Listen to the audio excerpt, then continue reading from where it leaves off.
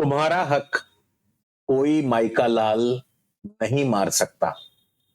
तुम्हारा हक सिर्फ तुम्हें ही मिलेगा, बल्कि मैं तो ये कहूंगा कि हक से ज्यादा मिलेगा। जी हां, मैं बात कर रहा हूं धनु राशि, धनु लगन के बारे में। नमस्कार, बहुत बहुत स्वागत है आप सबका एक बार फिर से आज के हमारे इस विशेष ज्योतिष कार्यक्रम में। सिर्फ और सिर्फ धनु राशि, धनु लगन के लिए आपके अपने चैनल स्काई स्पीक्स पर। दोस्तों, आज हम धनु राशि पर बहुत विशेष चर्चा करने वाले हैं। तो अगर आप हमारे चैनल पर नए हैं तो जल्दी से चैनल को सब्सक्राइब कर लीजिए, बेल आइकन वाला बटन जरूर दबाएं ताकि कोई भी नया वीडियो मिस ना हो। वीडियो अच्छा लगे तो लाइक, शेयर और कमेंट जरूर करें। आप ये गोचर फल, ये राशि फल अपनी चंद्र राशि यानी धनु राशि और लगन राशि धनु लगन दोनों से देख सकते हैं। कहने का अर्थ ये है कि अगर आपका जन्म धनु राशि में हुआ है तो भी आप ये वीडियो देखें, और अगर आपका जन्म धनु लगन में हुआ है तो भी आप ये वीडियो जरूर देखें। और जिनको भी इस समय वर्तमान में धनु राशि धनु लगन वालों को शनि या गुरु की दशा अंतरदशा चल रही है, उनके लिए यह गोचर विशेष रूप से प्रभावी रहेगा। तो चलिए आइए वीडियो की शुरुआत करते हैं। आज के हमारे वीडियो का टाइटल है तुम्हारा हक तुम्हें ही मिलेगा, बल्कि हक से ज्यादा मिलेगा। ये टाइटल हमने क्यों रखा?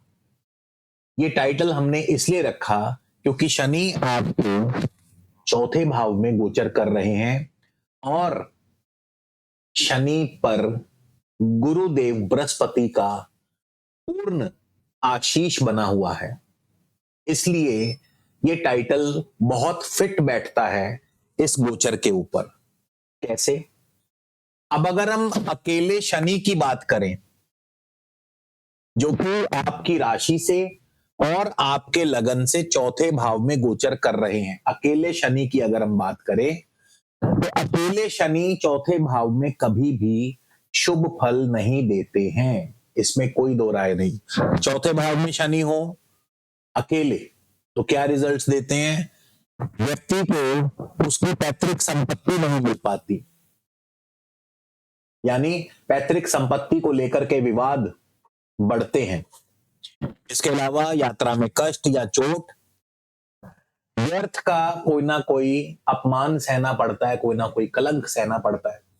चौथे भाव में शनि घरेलू परेशानियां देते हैं, स्थान या घर परिवर्तन की नौबत आती है, माता जी की सेहत और स्वास्थ्य पर भी इसका प्रतिकूल प्रभाव पड़ता है। नौकरी में आपको अपना स्थान किसी दूसरे व्यक्ति को देना पड़ता है, अपनी इच्छा हो या ना हो। इसके अलावा अपना घर, कई बार तो अपना घर बेचने की नौबत भी आ जाती है मजबूरी में। तो देखा जाए शनि का चौथे भाव में कोई भी ज्योतिष का शास्त्र हो, गोचर हो, उसमें कहीं भी चौथे भाव के शनि की प्रशंसा नहीं की गई है। और तो और शनि चौथे भाव में स्वास्थ्य संबंधी दिक्कतें, खासकर पेट की समस्या, छाती के रोग, हृदय संबंधी रोग, इस तरह की समस्याएं भी देते हैं। लेकिन यहां पर स्थिति बिल्कुल विपरीत होगी। ये जो शनि चौथे भाव में गोचर कर रहे हैं, अब ये वो सारे रिजल्ट नहीं देंगे जो इनके बारे में बताए गए हैं। क्यों नहीं देंगे? उसका मुख्य कारण है कि एक तो शनिदेव गुरु की राशि में है, मीन राशि में है। दूसरा शनिदेव जो है गुरु के नक्षत्र में है, पूर्वा भाद्रपद नक्षत्र में है। और तीसरा शनिदेव गुरु से दृष्ट भी है, उच्च के गुरु से दृष्ट हैं। गुरु आपके लग्नेश हैं, चतुर्थेश हैं और अष्टम भाव में अपनी उच्च राशि में इस समय गोचर कर रहे हैं। तो शनिदेव के ऊपर देव गुरु बृहस्पति का पूर्ण आशीष बना हुआ है, पूरा आशीर्वाद मिला हुआ है। तो अब यहां पर शनि अकेले नहीं रह गए, अब शनि को गुरु का सानिध्य प्राप्त है। तो ऐसे में क्या रिजल्ट होंगे? अब रिजल्ट बिल्कुल ही ऑपोजिट हो जाएंगे, बिल्कुल विपरीत रिजल्ट हो जाएंगे। सबसे पहले तो तुम्हें तुम्हारा हक मिलेगा, बल्कि हक से ज्यादा, उम्मीद से ज्यादा मिलेगा। क्यों? क्योंकि ये जो अष्टम भाव में गुरु उच्च के हैं, ये अष्टम भाव है पैतृक संपत्ति का। तो अब जो पैतृक संपत्ति है वो स्वयं मिलेगी। पैतृक संपत्ति विवाद स्वयं ही सुलझ जाएंगे, पैतृक संपत्ति मिलेगी, विरासत, बीमा धन या गुप्त धन। अब बहुत लोग सोचते हैं कि ये गुप्त धन, अरे यार हम कहीं जाएंगे, रास्ते में कहीं कोई बैग मिल जाएगा नोटों से भरा हुआ, या हम कहीं कोई खड्डा खोदेंगे, शायद उसमें से कोई धन की पेटी निकल आएगी। जी नहीं, ऐसा नहीं होता। ये समय चला गया। ये तो रेयरेस्ट ऑफ रेयर केस में आ जाता है कि किसी को अपने खेत में कोई हल जोतते समय कोई प्राचीन काल का कोई गुप्त धन प्राप्त हो जाए, but rarest of rare case. अब गुप्त धन किस शक्ल का रूप धारण कर चुका है? अब जो गुप्त धन है, जो अंडर द टेबल जो धन मिलता है, अंडर द टेबल जो आपकी कमाई, गुप्त धन या अष्टम भाव से मिलने वाला धन जो होता है, आपको मैं समझा दूं ये कौन सा धन गिना गया है। ये जो सेकंड हाउस है, ये आपका स्वयं का धन जो आपने खुद कमाया, क्योंकि ये है आप स्वयं, ये है आप स्वयं। तो ये है आपका धन, स्वयं का धन। ये है ऑपोजिशन, सामने वाला, और ये है उसका धन, दूसरे का धन। तो ये जो अष्टम भाव में उच्च का गुरु बैठा है, दूसरों के माल, दूसरों के धन पर ऐश करने का खूब मौका देता है, यानी व्यक्ति को दूसरों का धन प्राप्त होता है। पार्टनर का धन, क्योंकि सेवंथ हाउस पार्टनर है। अब ये बिजनेस पार्टनर भी हो सकता है, ये आपका लाइफ पार्टनर भी। अब लाइफ पार्टनर का धन मतलब या तो उसकी पत्नी कमाने वाली होगी, पति या पत्नी, और या फिर ससुराल से धन मिलेगा। और इन सब की बदौलत व्यक्ति की आर्थिक स्थिति बहुत बेहतरीन होती है। अष्टम भाव से मिलने वाला धन जो होता है, वो स्वयं की मेहनत से कमाया हुआ धन नहीं होता, वो दूसरों का धन होता है। दूसरों का धन यानी पिता का धन, जो पैतृक संपत्ति है वो बाप दादाओं की मिलती है, वो आपने तो कमाई नहीं। तो ये जो धन है, ये दूसरों का धन गिना गया है, गुप्त धन, अंडर द टेबल, रिश्वत से आने वाला धन। ठीक है। तो इसके अलावा अब बृहस्पति, क्योंकि आपके लगन के भी स्वामी हैं, चौथे भाव के भी स्वामी हैं, और शनि जो है गुरु के नक्षत्र में है।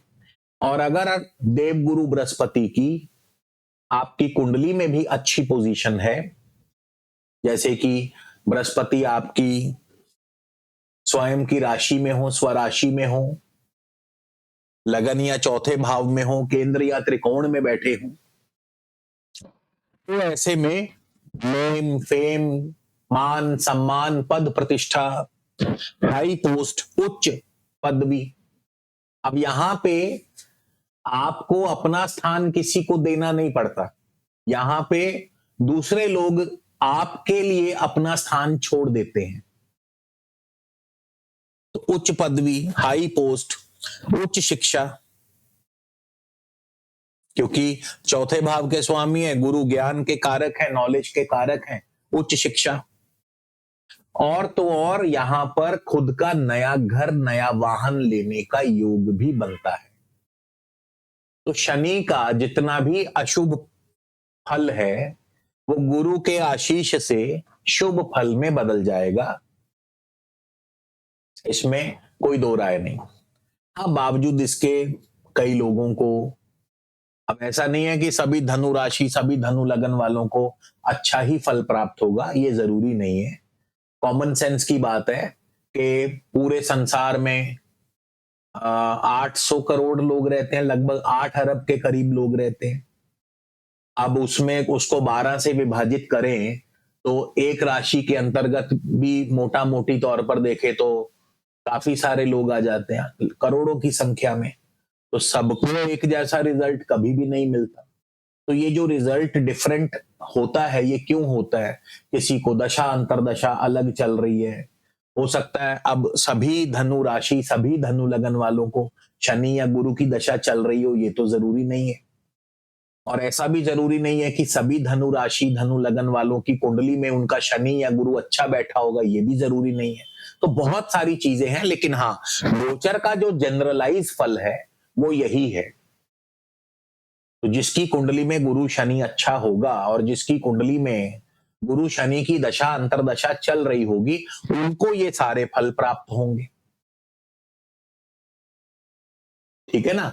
अब ऐसे में क्या किया जाए और अधिक से अधिक शुभ फल लेने के लिए? मान लो आपको ये सारे फल नहीं मिल रहे या कुछ मिल रहे हैं, कुछ नहीं मिल रहे, तो क्या उपाय करें? ऐसे में क्योंकि आपकी राशि धनु है, लगन आपका धनु है, तो आप गुरु की पावर बढ़ाने के लिए पुखराज धारण कर सकते हैं, येलो सफायर पहन सकते हैं।